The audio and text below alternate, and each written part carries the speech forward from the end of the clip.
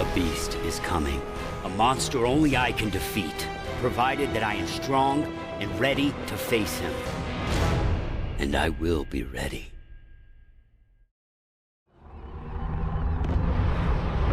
What is going on?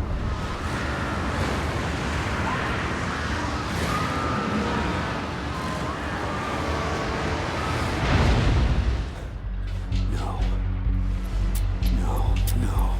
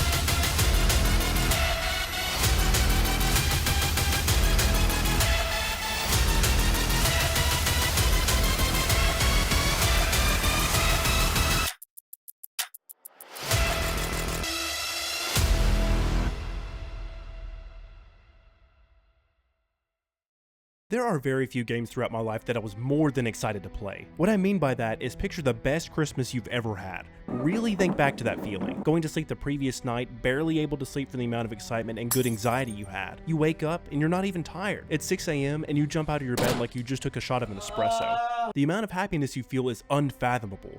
That's the type of excitement I'm talking about. These games that gave me that feeling was Super Smash Bros. Ultimate, Spider-Man 2, my PS5 on launch day, Breath of the Wild, and inFAMOUS 2. I was obsessed with inFAMOUS 1. I beat the hell out of it over and over again. Since the first game ended on a major cliffhanger, I had to know what happens next. At the time, I didn't have access to the internet. I went to GameStop once every few months, maybe. I was cut off from any and all news about upcoming video games. I tried to watch E3 every year, but most of the time, my other 5 siblings were watching TV, and I wasn't able to tune in. So I had to play the waiting game and just dream about the sequel. Then, one day, I got off the bus from school and checked the mailbox like I always do. That one day, there was a package for me, and that never happened. I pulled the package out slowly to reveal the best surprise I've ever gotten in my life. I'm so sorry, kids. The last time I went into GameStop, I forgot I signed up for a pro membership. And you know what came with pro memberships at the time? A Game Informer magazine subscription. And that special day was the delivery of the inFAMOUS 2 cover of Game Informer. The first time I even got to know they were doing a sequel at all was when I looked at that magazine. Cole looks completely different. Who are these guys behind him? Where is he? Cole has hair now? I ran inside to read the entire article section about inFAMOUS 2.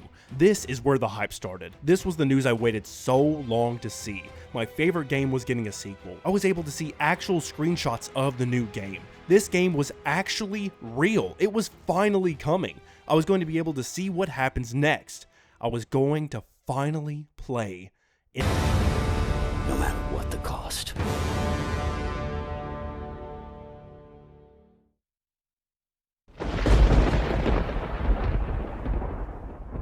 inFAMOUS 2 was first shown at E3 2010, and people were hyped to see the first trailer of this game, and the trailer for the sequel came out a year after inFAMOUS 1 released? What the fuck? Oh my god, can you imagine if that happened now? People saw the trailer and said, "Yes, let's go! inFAMOUS 2!"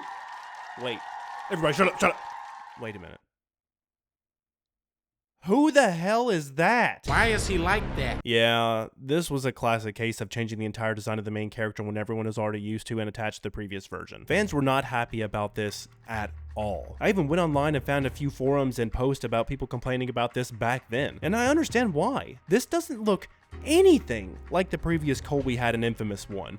I could understand that the blast singed all of Cole's hair off, but even then, Cole didn't have hair before the blast. But come on, man. Look at his face. This same exact version of Cole even looks different in 3 separate pictures. This was all supposed to be the same redesign. They also recasted the voice actor for Cole. Jason Cottle was swapped for Eric Layden. Now, the recast isn't too bad. I still prefer Jason Cottle's voice for Cole, only because I was used to it. While sliding into unconsciousness, I could somehow, I don't know, hear the voices of the dying.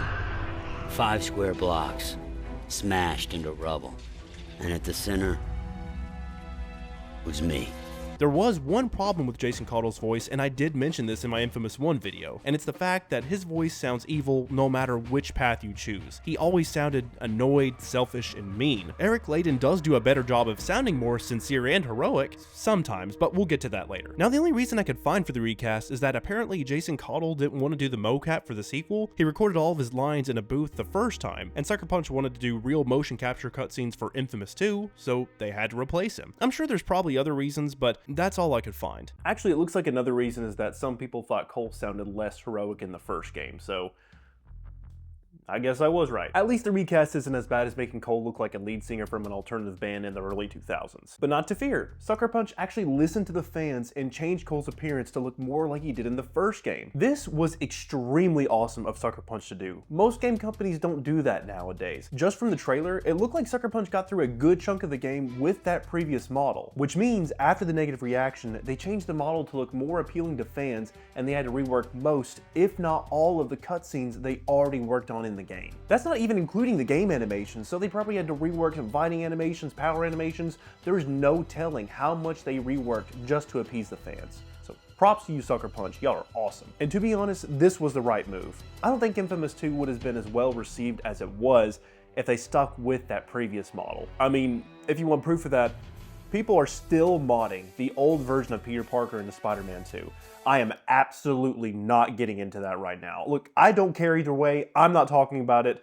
I'm just saying changing it was the right move. But let's move on from the lead singer of Electric Possum. Other than the new look they gave Cole, fans were excited to see how the sequel was different from the original game. The trailer teased new melee combat with a strange weapon, different ways of traversal, new powers, and actual in-game cutscenes. Sucker Punch themselves said that Infamous 1 was more of a tech demo, a way to learn how to develop games on the PS3 with its super cool advanced cell processing. This is incredibly apparent by just looking at any frame of Infamous 1 compared to Infamous 2. If Infamous 1 truly was a way to learn how the PS3 worked, Sucker Punch mastered it with Infamous 2. The amount of evolution that occurred between these two games within a 2-year gap is mind-boggling to say the least. Now, what exactly is different between the first and second game? How could it possibly be that different? What exactly evolved?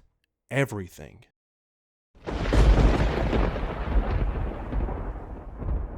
A sequel is defined as a published broadcast or recorded work that continues the story or develops the theme of an earlier one. However, Sucker Punch went above and beyond with the term sequel. They brought Infamous 2 to another level, literally. Look at some sequels nowadays. No hate to any of these games, but just as an example, Breath of the Wild to Tears of the Kingdom, God of War to Ragnarok, Spider-Man to Spider-Man 2.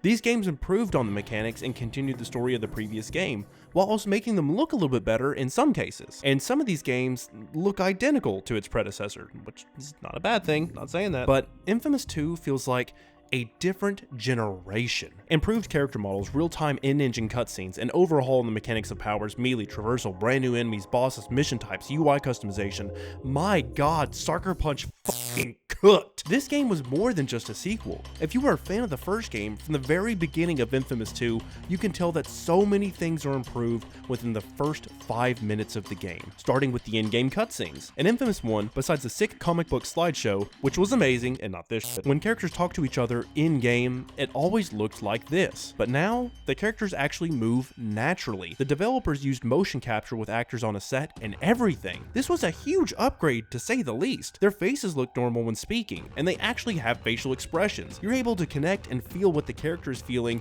1,000% more. The graphics even look better. The lighting looks way more realistic and brighter. The character models look more detailed, and especially Cole's model. Damn, is this a PS5 game? You can see his f***ing pores. For a game that came out in 2011, this looks fantastic. And need I remind you, Infamous 2 came out a year and a half after Infamous 1 released. With all of these improvements, it just seems impossible. I literally have no idea how they did it. On top of improving, well, everything, they had to continue the story and figure out how it was going to continue after this massive cliffhanger. An incredible and almost invincible beast is coming. How will Cole be able to save everyone if an older version of him that could fucking time travel couldn't? That's why I was so excited for this game in the first place. And just like everything else Sucker Punch did, they delivered on this as well. How does Cole defeat the beast? Infamous 2 starts a few months after the events of Infamous 1. Cole has still been taking care of Empire City, or destroying it, depending on the karmic path you chose in the first game. That's right, if you played Infamous 1 and beat it on either karmic path, Infamous 2 recognizes the save and lets you continue with that karmic path from the very beginning. Meaning if you were Infamous in the first game, you start off the sequel with Red Lightning, and Blue Lightning if you continued your hero path. The pedestrians even make comments about you on the other side of the gate, depending on the karmic path you chose to continue. Please don't kill us! Oh God! Oh God! Don't piss him off. Hey, Electric Man! I You sure will. rock! He'll help us. Just watch. God, I love the detail Sucker Punch put into this game. Cole is getting ready to leave Empire City with Zeke, an NSA agent, Lucy Quo, who has been studying the First Sons for a while. She knew Kessler and everything that's happened to Cole. She informs Cole that there is a man, Dr. Wolf, in New Marais that has more information on how Cole can get stronger and new powers. Since Dr. Wolf helped make the Ray Sphere, which is the device that gave Cole his powers, and worked directly with Kessler, he has more information on how Cole can get stronger and upgrade his powers. Right as Cole is about to leave, the Beast shows up. Ooh, look, this is the type of game that makes you fight the end boss at the beginning to show how strong you need to get. God, I love that! Of course, Cole loses the fight after giving the Beast everything he had, and it still wasn't enough. The Beast just puts himself back together and nukes the entirety of Empire City. The entire world that was from Infamous 1 is now dust. Cole then has to immediately travel to New Marais to meet Dr. Wolf since time is running out faster than they thought. Cole enters New Marais, a knockoff New Orleans, and is immediately met with the first type of enemy in Infamous 2. There are actually 3 types of enemies in this game. The first group that Cole encounters is a group called the Militia, which is honestly just a bunch of racist hicks that like to be in power. They pretend like they're enforcing the law and trying to do the right thing, but they're just assholes. They are led by a man called Joseph Bertrand, who has a horrible haircut. My God. He's got that Hawkeye haircut, dude. It's ugly, man. He talks like a Southern preacher or the lawyer from the B movie. When history called upon them to stand against the enemy. She believed it was man's divine right to benefit from the bounty of nature. Go on. That's not important, it's just funny. Bertrand thinks Cole is the demon of Empire City and tries to turn the entire town against Cole just because he has powers and is a conduit. On top of fighting the militia, there are also 2 more enemy types in this game, the swamp monsters and the ice soldiers. But you don't just have soldiers and monsters running around, there are also titans that take a very long time to beat, and goddamn are they frustrating. You couldn't have toned this down just a bit? Come on. Sucker Punch, this is annoying as hell. The militia are similar to the Reapers from the first game. They are easier to beat, and the strongest one just has a minigun. The swamp monsters are similar to the Dustmen. They are freaks and mutants. They don't have guns, they just run fast as hell, and the best way to take them down is to just melee them. Melee? I've been saying melee this whole time.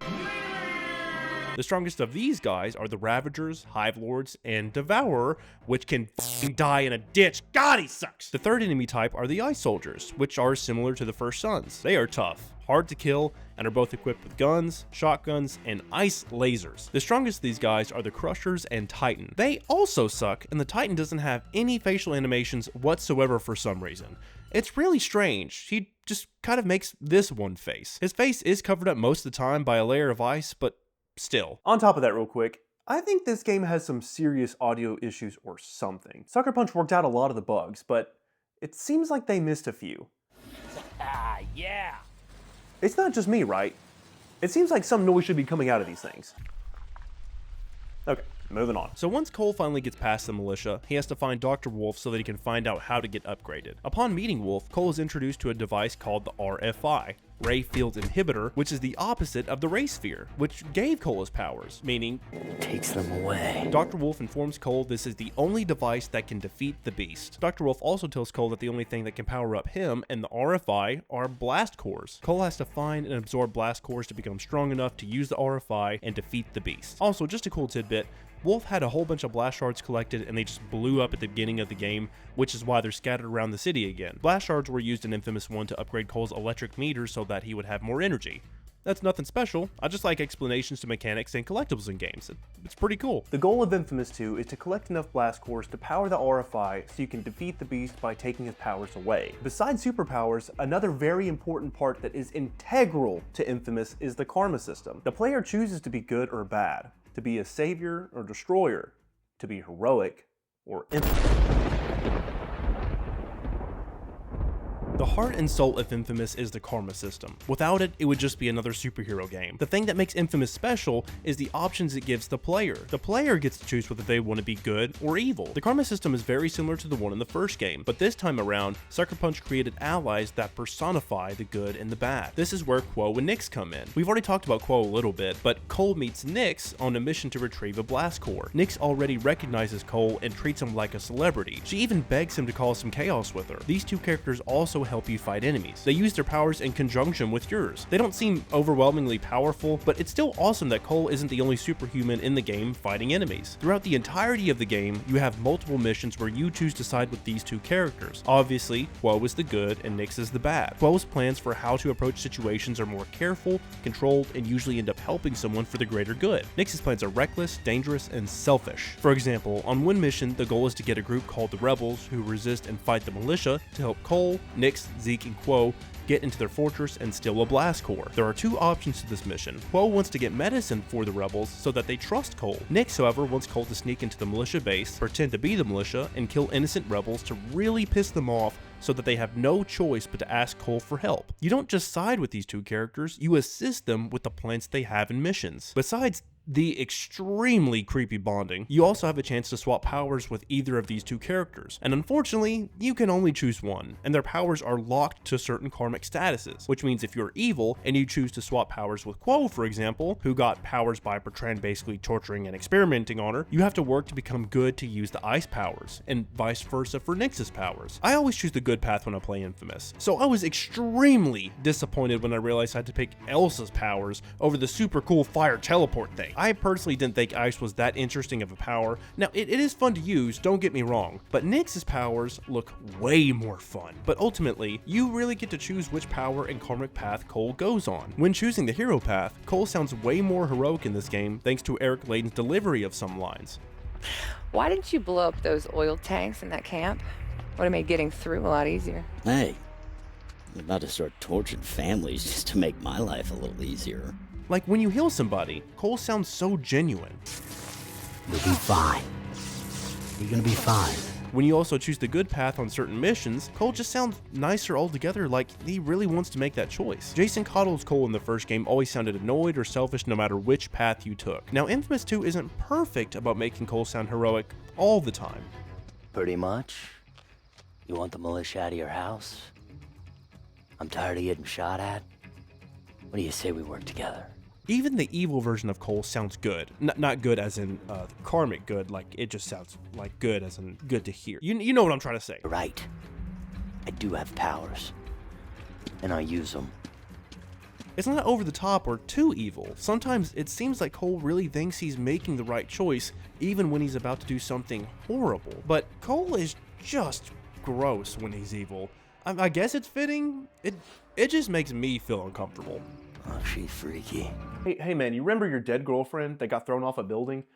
Yeah, it's been a few months, but this still feels a little too soon. It's not easy writing a character that could have two different ways of thinking for two different paths of a game, but I think Sucker Punch did a pretty damn good job with writing for Cole. As you progress through your karmic journey, Cole's appearance will also change depending on the karmic tier he's at. On the good side, the levels are Guardian, Champion, and Hero. Each time you advance to the next tier, you get new tattoos, your clothes change color, the amp looks brighter and shinier, and Cole looks bright and healthy. And there's also this really sick cutscene that plays every time. On the evil side, the tiers go from Thug, Outlaw, to Infamous. Cole's evil transitions also give him new tattoos, darker, more beat up clothes, and the amp starts to look rusty and old, and Cole looks paler with his veins showing. It's kind of gross. I really like the look of evil Cole. I get the sense that he's truly being corrupted, like his powers are transforming him to what he is on the inside, but I actually preferred the look of evil Cole from the first game. I know it looks way less realistic, but I always thought he looked way more evil with that look. Like you'd see his veins are way more darker in his head, and he just looks disgusting, like he's dirty and covered in dirt and mud. I personally liked it a little bit more. To add on to that, I also prefer the color of Cole's evil lightning in the first game. The second game makes it look more orange than red. I wish they made it just a few shades redder, because when you compare the red lightning between these two games, the first one just looks better. You also have good and bad side missions, which are just side missions in this game. They feel less karmic-y, if that makes sense. Good and bad events also happen throughout the city. You can choose to act on these to raise or lower your karmic state, or you can do nothing at all. These pop up all the time, so no matter where you're going, you have a chance to do one of these events. You can either defuse the blast shard bombs that appear throughout the city, or blow them up, save a mugging victim, or kill everyone involved. You can stop and kill this guy that has a blast shard. Give me that fucking blast shard! You can't even use it anyways! Infamous 2 feels like there is so much more to do karmically than the first game. You always have an opportunity to advance in your karmic choice no matter where you are or what you do. And this game doesn't just pack shit into it just to give the player something to do or waste hours of the player's time just so they can say, "Our game is 5,000 hours long, that means it's good, right?" Infamous 2 is a good example of a perfect open world game with not too much padding, giving the player the choice of just steamrolling the campaign or taking their time with side missions and collectibles if you want to collect them. And even if you get everything in the game, I'm talking 100% platinum trophy, it's only 24 hours long. It's not too short and not life wasting. The perfect length, in my opinion at least. If you steamroll the campaign, it's only about 12 hours, which is exactly what I wanted to do. I didn't do it, I wanted to, just to collect all the blast cores in the game. Because blast cores are definitely the biggest part of the game. Every one Cole collects, he gets a new power. Getting new powers is what makes the game constantly interesting and gives you that motivation to complete each mission. So, what kind of new powers does Cole get in this sequel? A consistent theme of this video is that Sucker Punch does not disappoint. They sure as hell didn't hold back on this one either.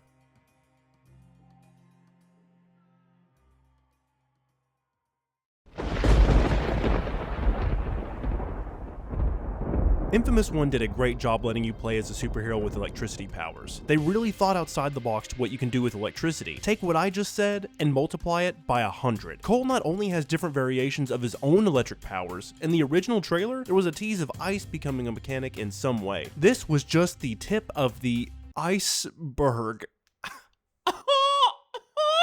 The powers you start out with are very basic. One thing this game does that I'm not a huge fan of is creating some sort of event that causes the main character to lose some, if not all the abilities they gained from the previous game. So once you start roaming around New Marais, you really only have your normal electric bolt, grenade, thrusters, and shockwave. But as you start completing missions and gaining XP, you start unlocking additional variations of these powers, and some of these variations are locked behind the karmic state you're in. For instance, you start out with the Alpha Grenade, but then you unlock the Stalker Grenade, which follows enemies. The electrocution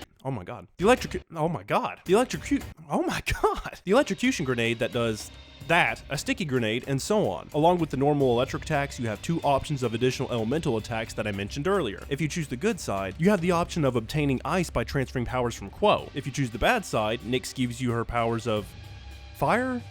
Smoke? I'm honestly not sure what this is. To me, it looks like smoke, so it could be the first time that we see smoke powers and a preview of what's to come in Second Son. Similar to the first game, if you're on the good karmic side, the attacks and powers are more isolated and controlled. That way you have less of a chance of hurting innocent people, whereas Nyx's ambiguous hot stuff is chaotic and can cause widespread damage. When everything is unlocked, with each attack you have multiple different choices of which variation to choose. And thank God Sucker Punch listened to my complaint that I made about the first Infamous 14 years after it came out. I really wish there was some in-game content that allowed you to have both sides of the karma level powers. That would have been incredibly fun to use right after you beat the game. After you beat the game on both karmic sides, you unlock every power, good and bad.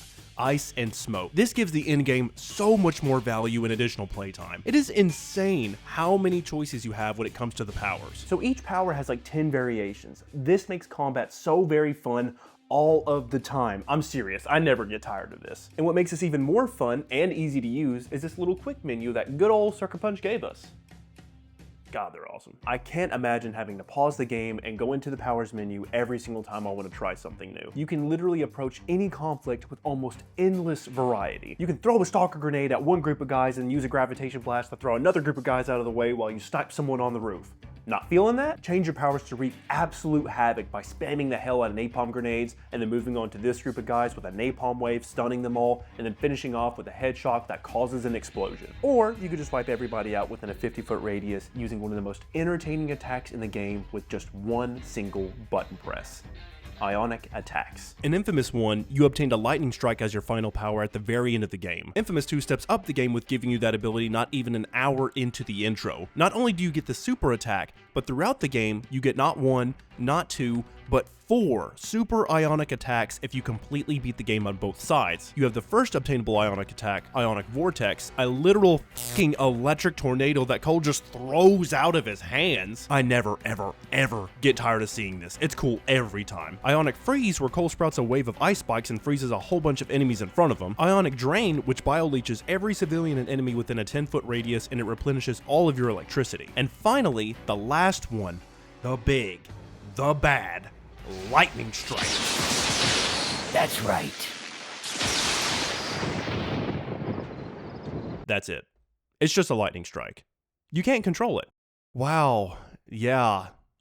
So cool. Okay, here's my rant real quick about this. In the first game, you can hold down the bottom D-pad button, call a lightning strike down, and control it with the 6-axis controller as it moved in front of you and ran out when you ran out of electricity. You could send this lightning strike through an entire block if you wanted to. In Infamous 2, it literally is just a lightning strike. One and done. It stays in one place and doesn't even one-hit kill bosses. Boo, you suck, you jackass. What a lame finisher. It really sucks this was the last super ionic attack you got, but it's okay. The game makes up for this with its vast choices in your powers. And hey, if you didn't want to use all of this, you could just get up close and personal with melee combat. Which brings us to the amp. Yes, I'm wearing the backpack, don't judge me. The amp is the single best change from the first game. I mentioned in my previous video how clunky and boring melee was to do in the first game, but now Cole has a f***ing electronic sword that he can just swing around, and it's awesome. Zeke made this for Cole on a trip to Numeray for making up for, you know, betraying his best friend and going with the guy that killed the love of his life. I'd forgive him if he made something like that for me. I'd forgive him. The amp is simple to understand and fun as hell to use. You could just mash square to beat the shit out of an enemy with an electronic rod, and what's this? Oh, Sucker Punch, you shouldn't have. A finisher? Just for me? Well, I don't mind if I do. That's another thing in this game that never gets old every time you use it, but that guy is absolutely dead. It doesn't matter if you're good or evil. Cole literally stuck a blunt, electrified rod into this dude's head, threw it into his neck. So in conclusion, with all these combinations of powers, variations of said powers, melee and ionic attacks, makes combat in a superhero game damn near perfect. It always feels fun and new. So if this is what Sucker Punch did to just the combat in the game, what the hell did they do to everything else? So many other things were improved on and added in the sequel than most people realize. First of all, there was a feature added that could change the way you play Infamous. You don't have to use a normal controller anymore. Sucker Punch added PlayStation Move support. And for those of you who didn't know, PlayStation Move was Sony's version of the Wii Remote. With the navigation controller, Move controller, and PlayStation camera, you could aim at the screen and it would control where Cole was aiming. I had no idea you could even do this until this year. It made sense in my head and I thought it would be a match made in heaven. Maybe it's the size of my play area, but these things didn't feel comfortable to use at all. My wrist kind of hurts. I felt like I was forcing my wrist down to use the motion controller to get it to aim in the middle of the screen. The button mapping is also strange. It just feels like where certain powers are assigned doesn't make sense. For instance, to throw a grenade on the regular PlayStation 3 controller, you press square when aiming. To use it on the Move controller, you press the main button in the middle of the controller. You would think this button would be assigned to the lightning bolt button, R1 on the normal PS3 controller, for example. I use that button more than anything, but that's just me. I had to keep looking down to find the right button to press, and that could just because I didn't retrain my brain to use the Move controllers. But I feel like I shouldn't have to retrain my brain to play a game I put hundreds of hours in just because I'm using a new controller. In conclusion, I would have just preferred the regular controller. It was also very hard for me to traverse in the game using the Move controllers. It felt more natural with the standard PS3 DualShock, which brings us to another big mechanic in Infamous: parkour. Parkour! I'm right behind you, Andy! Come on! Yeah! Parkour! Parkour! Parkour was a focus point in Infamous 1. It worked pretty well most of the time. This time around, it pretty much feels the same. There's not much to improve on besides some bugs. But aside from the normal parkour system, we have a few new ways to get around, including this electric pogo stick that shoots you straight into the air. Now, I was actually kind of disappointed by this when I was younger, because in the Game Informer magazine, it shows Electric Possum Cole mid-air looking straight up with the caption, "The new induction launch ability lets Cole get airborne in an instant." I assumed by the picture and the use of the word airborne that Cole was going to be able to fly, or at least glide, better than he actually does now. I know he glides now, but you know what I'm saying. That would have been sick to see and use. But when I finally played the game, it just did this. Which in retrospect, it's better that Cole can't fly because that makes the parkour system, well, useless and less fun to traverse the city. Which you could actually fly in Infamous Festival of Blood, but we're not going to get into that right now. That's going to be a whole separate video. Along with the pogo sticks, you also have powers that you can obtain later in the game to get somewhere faster. You have the car jump, the ice jump, the Firebird strike, and finally, my personal favorite, the electric tether. This is something you get towards the end of the game. Would it have been nice to start out with this? Yes, but when you spend hours and hours traversing the city by climbing, mashing X, and having to go around rooftops to get to that one specific spot you want to go to, this is a godsend. When you finally get it, you actually feel incredibly grateful and even more excited because now you realize how much faster you can get around. I used to use this and pretend I was Spider-Man swinging around the city with an electric rope. It was awesome. Now, it didn't really work that well at all, but it's still fun. Honestly, the hardest part for me is just choosing which traversal mechanic I want to use. Choosing in general is very, very hard for me. So imagine my surprise when I found out that Sucker Punch added additional skins in the game for Cole. This is one of my favorite parts that they added. I love it when games add additional skins or costumes to the main character. It tricks my dumb ADHD brain into thinking that this is somehow a different game now just because the person looks a little different. And they nailed it with these skins, man. You have the Kessler skin, the main boss from Infamous 1. And people who actually play that game will know why this is such a cool skin for Cole. A Reaper skin, one of the common enemies from the first game, and if you're evil, this looks even cooler. Classic Cole, the costume from the first game, even though it looks ridiculous and weird without his gloves. I knew there was something missing the first time I played this game, man. And then the remaining skins just changes your amp's appearance, which unfortunately you can't combine these with the actual skins that change Cole's appearance. I wish you could, but you can't. You've got a caveman club, a samurai sword, a golden amp, and my personal favorite, Sly's cane from the Sly Cooper series. This is awesome. It's not just a cool callback to Sucker Punch's previous hit games, it's an actual weapon that Cole MacGrath wields and uses. That is sick. Now, there is one skin that is not available in the game that still disappoints me to this day, and thanks to the PS3's super cool advanced cell processing. Modding isn't really available in PS3 emulation because it's so far behind. It was a skin that was already made for the game. It was done. It could have been easily implemented. That's right, get Leak Guitars from Electric Possum out here. I get that a lot of people hate this look, but it would have been awesome if they just put this in the game as a reference to that original E3 trailer. You could even make it like a secret unlockable if you 100% collect everything in the game and you get the Platinum trophy. That would have been really awesome to see. The model was done and ready. It's a shame that this was scrapped. I would have loved to seen it in the game. The last thing that Sucker Punch added to the game, that I wish more games did, was UGC missions. Now, what does UGC mean? It stands for User Generated Content. Players from all over the world could create their own missions with any character, enemy, prop, and place them where they wanted to. Sucker Punch basically said, here's how to make your own content for Infamous 2 with developer tools. I remember spending hours in these missions. I always tried to make one, but it came out just as good as I thought it would.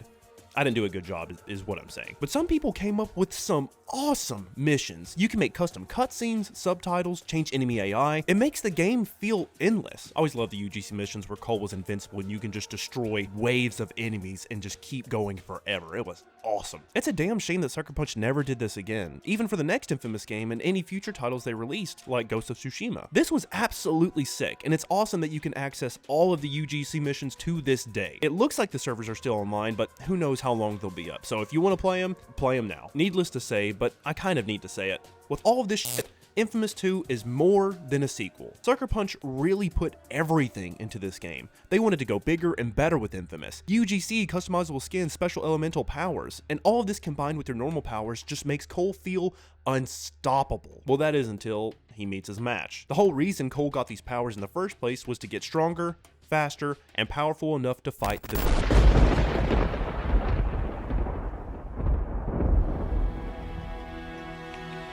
This part is gonna hurt some people, man. If you haven't played Infamous 2 yet, pause the video right now and go play it. This is absolutely going to spoil the game for you. After Cole meets Wolf and obtains the RFI, Wolf is killed by the militia and Quo is kidnapped. Bertrand experiments on her and gives her ice powers by using a transfer machine powered by a blast core. He basically tortures her, which is how he was able to create the Icemen. Bertrand's whole idea was to pump this stuff into enough of these guys so he can sell them. Bertrand also has the power to create the swamp monsters by turning normal people into them. He was going to sell these guys too, to fight the Icemen that he sold to other governments around the world. His plan was to cause a conduit genocide by getting all the conduits to fight each other when governments went to war. This would also cause the world to hate conduits and think of them as only something associated with horrible war. You may be confused, because Bertrand is a conduit too. Why would he want to make people hate him? Bertrand wanted to be a god, basically. He wanted people to worship him. He wanted to be the savior. He used a ray sphere and killed a lot of innocent people, one of them being Nyx's mom, and Nyx was so close to the blast that she obtained powers too, just like Bertrand. Bertrand hoped to be like Cole, but instead, he just turned into a gigantic 50-foot maggot that vomits everywhere and controls the swamp monsters. Jesus, this is something straight out of Resident Evil, man. I hate this. After learning all of this, Cole and a group called the Rebels, which is led by LaRoche, an absolute creep, make the move to kill Bertrand once and for all. Bertrand kind of was just used for filler in the story, someone you had to fight while you waited for the beast to arrive. And I don't actually hate this idea. I love the idea that there is this religious figure that everyone looks up to. This guy that preaches about doing the right thing and what God wants from you, who turns out to be this horrible person that turns people into monsters, runs a militia to control a town, and sells soldiers for war to make the world hate the very thing he turned into, just because he didn't like the power he got. He's just a power-hungry, greedy political figure who a lot of people looked up to and was faking it just to get more power and money. Yup. Seems pretty damn realistic to me. While all of this is going on, Cole also doesn't really have anyone he can trust. He still doesn't trust Zeke after what he did to him in the previous game. How could you trust your best friend after they started hanging out with the guy that killed the love of your life? Zeke, for the entirety of the game, is trying to win Cole's trust back, which is why he built him the amp. Even when they've been in New Marais for a while, Zeke has a plan to be a spy and get intel from the militia by joining them, to which Cole says, "Better not wake up in a militia cage." And you really can't blame him. But the shining moment that really gets Cole to trust Zeke again is when Bertrand captures Cole in a trap. Cole can't shoot his way out, he has no electricity to drain from to heal, Quo and Nyx aren't answering, and who comes to the rescue without even being called? Zeke does. After saving Cole's ass, Cole admits he hasn't been fair to Zeke, and then Zeke says something beautiful, honestly. Look, I don't call you brother because I like the way it sounds. And that leads us to my favorite scene in the entire game. In this scene, only one line is spoken. 3 words. Towards the end of the game, when Cole collects one of the last blast cores, he heads to the hangout spot that Zeke made for them. For the first time in what feels like months, they just sit down together. They turn off their phones, they grab a beer, and they watch a movie. I love that part. They start hanging out like they did before all this crazy shit happened. Before Cole got powers, they just hang out. Like brothers. People who are playing this game for a second time really appreciate this scene. I love it when Cole wakes up and he activates the blast core. Zeke doesn't even wake up or move, and lightning's just shooting all around him like he's so used to it at this point. I think that's funny. That's a cool part. The camera doesn't even change angles. This scene is just perfection. Cole forgives and finally can trust Zeke, and they just become brothers again. Once Bertrand is killed by the Rebels and Cole, and he can trust Zeke, we finally make it to the Beast. The big bad that was teased in the first game. The mysterious creature that will end the world and only Cole MacGrath can stop it. Once the Beast finally makes it to New Marais, Zeke has an idea of how to get rid of the Beast. Take off those panels back there. You'll see. Jesus, Zeke.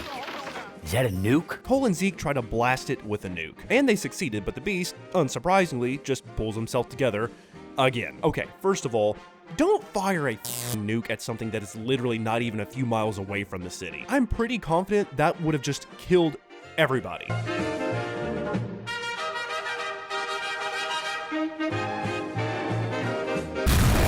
The Beast mysteriously disappears after the nuke. Enter John White. You know, the guy that you absolutely disintegrated from the first game? You know where I'm going with this. Yeah, he's the Beast. Now, again, as a young man, this twist blew my brain out of the water. I thought John was absolutely dead. There was no way he was coming back. When John was brought back in that red coat and pants, I couldn't believe my eyes. That means that Cole MacGrath created the Beast by destroying or activating the ray sphere. Sorry, just to break this down because I'm an absolute nerd about this stuff. Kessler, which is Cole from the future, went back in time, created the ray sphere, gave it to Cole so Cole would get powers, and to warn him that a beast is coming and to prepare for that. But Kessler technically created the beast by doing this. It's just weird. So even if Kessler didn't go back in time, somehow Cole would have still got powers, maybe even later in life, and the beast still would have arrived. So it's like a canon event from Across the Spider-Verse. No matter what you do or how you alter the timeline, Cole getting powers and the beast arriving is inevitable. You can't prevent it. It's going to happen no matter what. Anyways, off my super nerdy rant.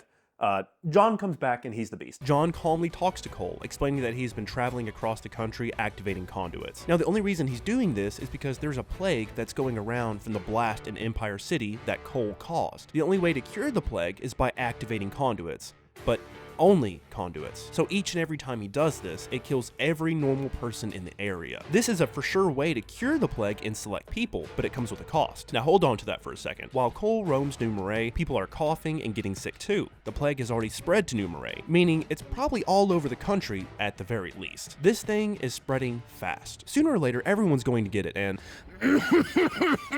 Hey, I'm fine. oh shit, no. Cole has to cure this thing fast. Once Cole absorbs the very last blast core and is ready to power the RFI, he tries to activate it.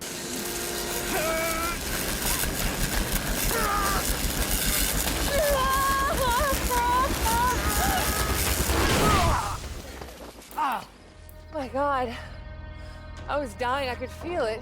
So now you see the problem. Either use the RFI and kill every single conduit on the planet with the possibility of curing the plague, because they don't know for sure if it will, or help the beast activate conduits, basically making normal humans extinct.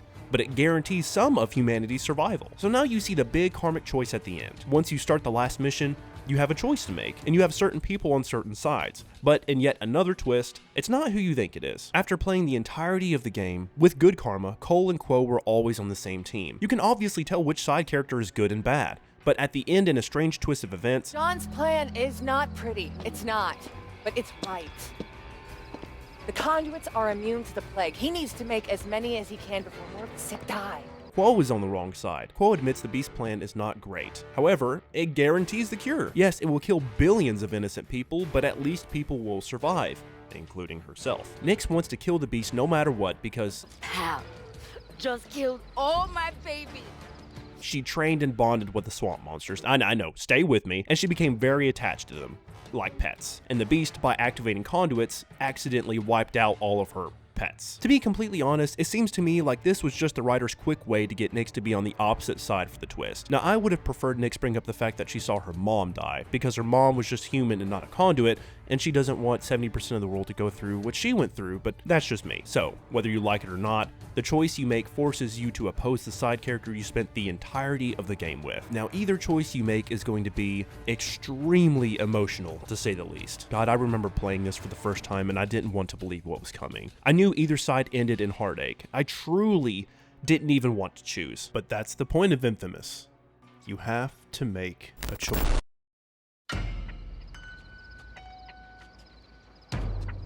Let's find John. Let him know we'll help. Once Cole chooses to go with Quo and find John, of course, Nyx and Zeke are upset. Nyx steals the RFI and disappears. Zeke, for the first time in the most serious line delivery I've ever heard from this character, says, You ever see me again, shoot first.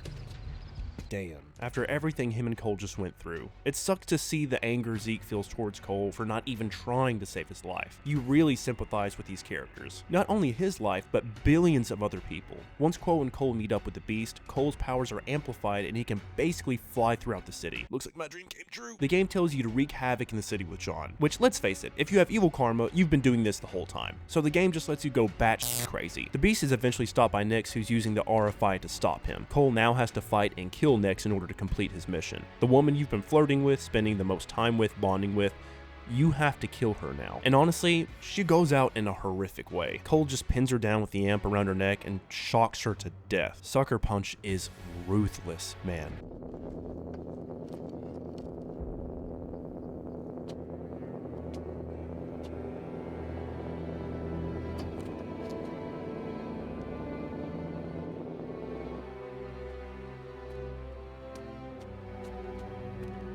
Oh boy, you have no idea how ruthless they can be. No. No, no, no. Please. I gotta try. I know.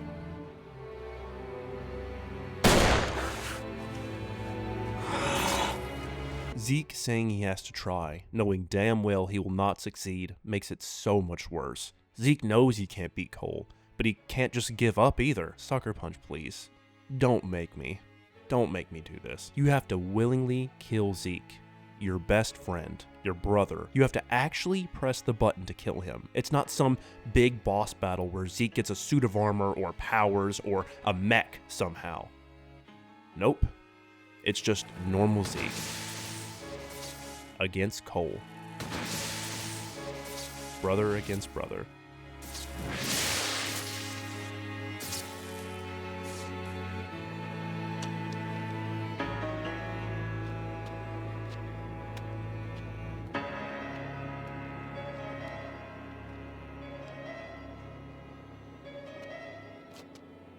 I hate that part. Every time I hate doing that. After that roller coaster of emotions, the Beast tells Cole he can't go on. He doesn't want to kill anymore. He doesn't have it in him, but he knows Cole does. The Beast then transfers all of his powers into Cole. Once he does, the Beast explodes, causing another Ray Sphere-like event that kills thousands in Numerai, but activates new conduits. It's Cole's job now to go throughout the world, killing billions so that thousands can live. When I was a kid, I was kind of disappointed because the shitty thing is, you don't get to control Cole or use his new Beast powers, unless you play PlayStation All-Stars Battle Royale. Now, when I replayed this game, I realized something. The sick thing is, the developers changed Cole's clothes in the evil ending to give this horrible idea that he is doing the right thing. He's wearing the hero karmic clothing. I love this little detail. Cole is now, unfortunately and truthfully, the only savior humanity has. There are no other options for survival. No one else is coming to help. No one is saving them. I have become the Beast.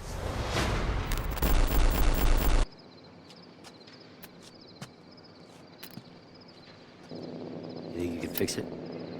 I better be able to. All right. Let's do it. Once Cole chooses to activate the RFI, risking to sacrifice himself and other conduits to save the rest of the world, Quo freaks out and leaves. Once they get the plan in place, Cole and Zeke are able to talk. One last time. As soon as the RFI's ready, I'm gonna flip the switch. It's not gonna be time for goodbyes.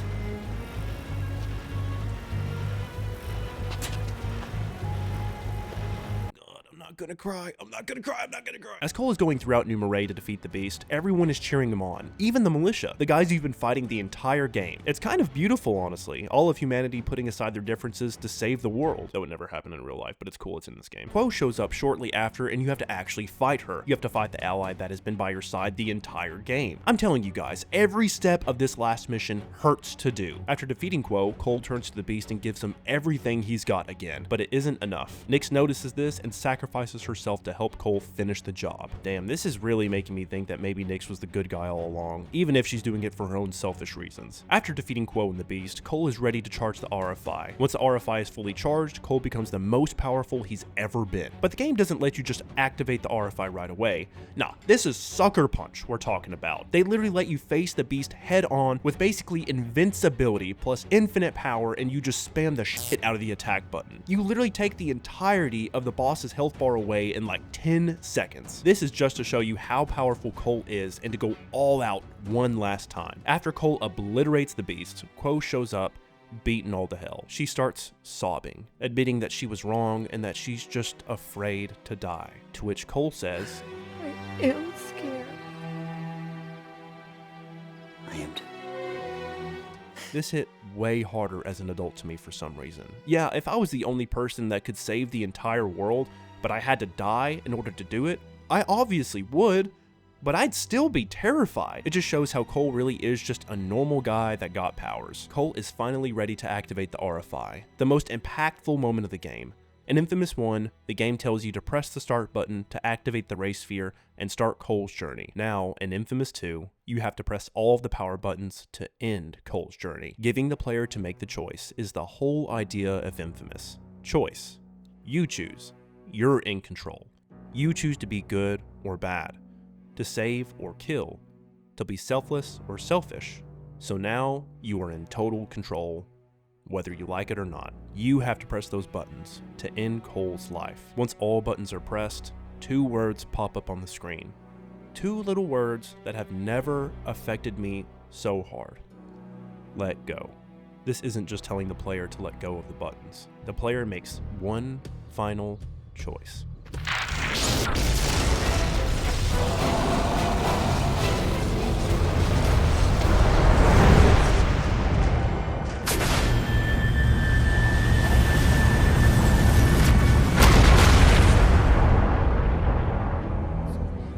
For the thousands that died, millions were gonna live. The plague, man, it was just gone. I could already hear people starting to party, just celebrating being alive. I thought my friend was gonna go down as an unsung hero. But here in New Marais, they knew what he had done for them. Who'd have guessed that the demon of Empire City would become the patron saint of New Marais?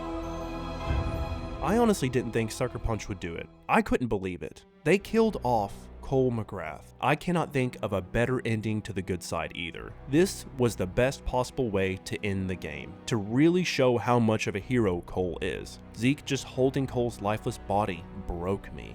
When the civilians carried Cole and made a memorial made me tear up.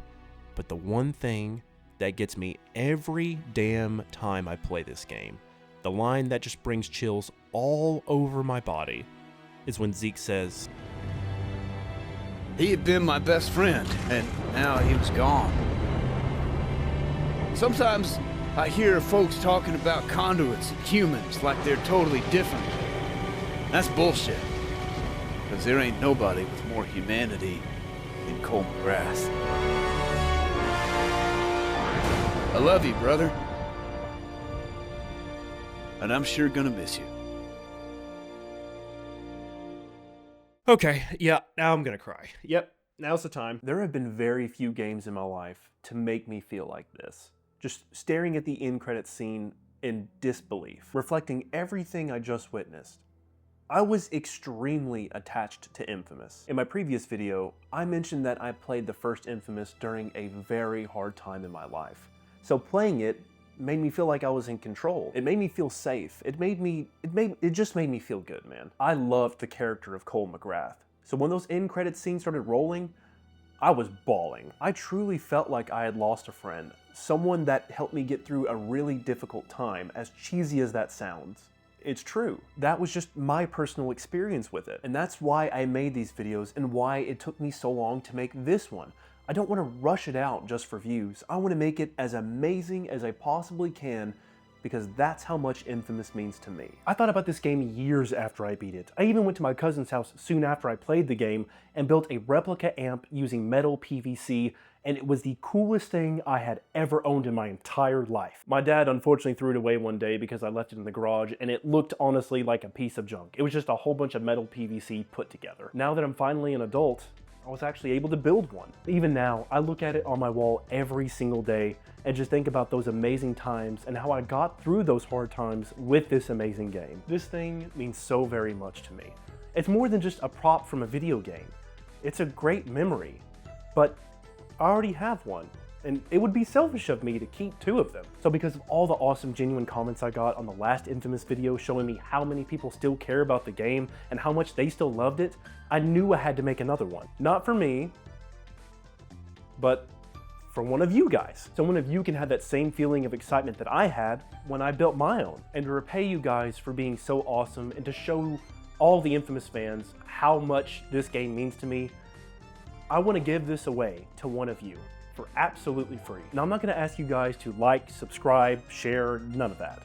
I don't really care about that. What I do care about is that this video actually made you feel something, whether that be nostalgia, sadness, or it even made you cringe. All you have to do to win this for absolutely free is just comment down below what you love most about Infamous. Why do you love it? How does it make you feel? Just tell me your personal experience with it. And I know I've got some friends and family that actually watch my videos, but don't worry, they'll be exempt from actually winning this. This is for the real Infamous fans out there. No, they're actually incredibly sweet. They watch all my videos even though they don't play video games, including my sister. Love you, sissy! Now please don't expect like a movie quality prop. I did make this with my own bare hands, so just don't expect the world out of it. I did put every ounce of care and detail into this as much as I could, I promise you that. Even more detail than I put into my own Infamous amp, because I knew this was going to go to somebody. But just keep your expectations at that level. I tried hard, but it still looks like somebody made it. But I genuinely hope whoever does get this does love it.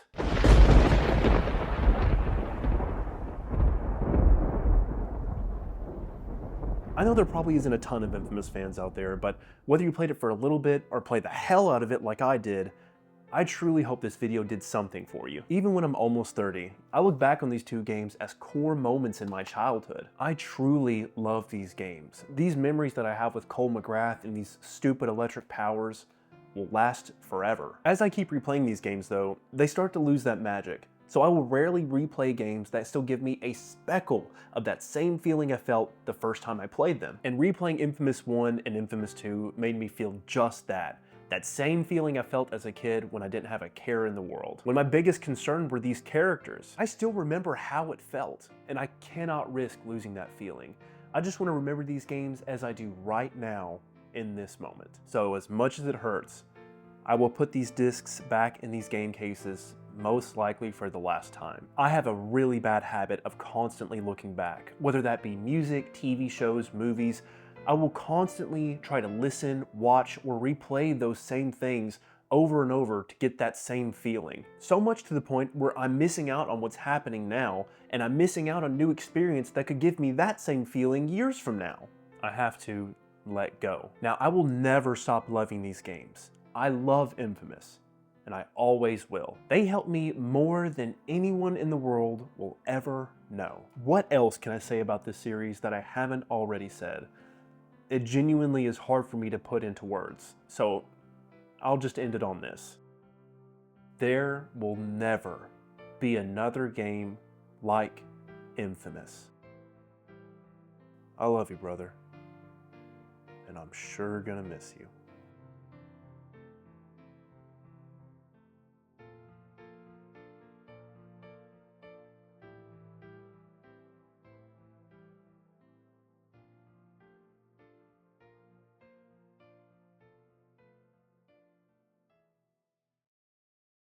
Thank you so much guys for watching this video. I genuinely loved making it, and it took a very long time for it to come out compared to when I released the last Infamous video, because honestly I was scared to make it. I was afraid I wasn't going to make it nearly as good as the first one, so that's why it took me so long. But hopefully it won't take me as long to make the Infamous Second Son video, because that will come eventually, and there will be an Infamous Festival of Blood video as well. But for now, I'm just going to take a little break from it. I really appreciate every single person that clicks on these videos.